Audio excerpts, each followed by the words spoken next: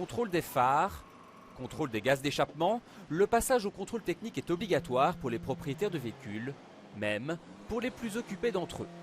Aujourd'hui, il y a beaucoup de monde au centre de contrôle d'Anderlecht, minimum 1h30 d'attente. Cette dame avait pris rendez-vous, son passage aura duré moins d'un quart d'heure.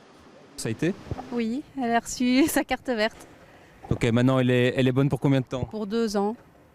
Vous êtes toujours dans les temps pour venir ici? Non, non.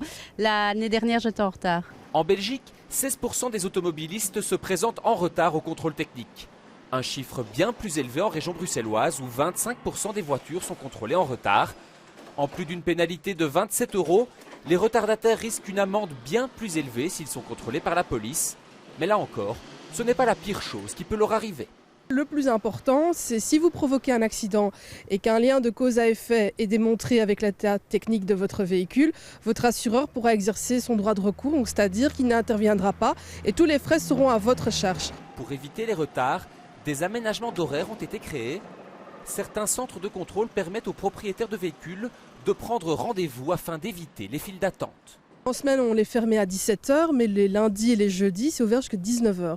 Donc là aussi, il y a une petite facilité qui est créée. Après, on a aussi un système de webcam qui sont disponibles sur les sites web des entreprises pour un petit peu voir avant de venir s'il y a beaucoup de monde ou pas. Donc il y a pas mal de choses qui sont mises à disposition du client pour faciliter le passage. A noter qu'il n'est pas nécessaire d'attendre la limite de certificat pour se rendre au contrôle technique. Comme on dit dans ces cas-là, un automobiliste averti en vaut 2.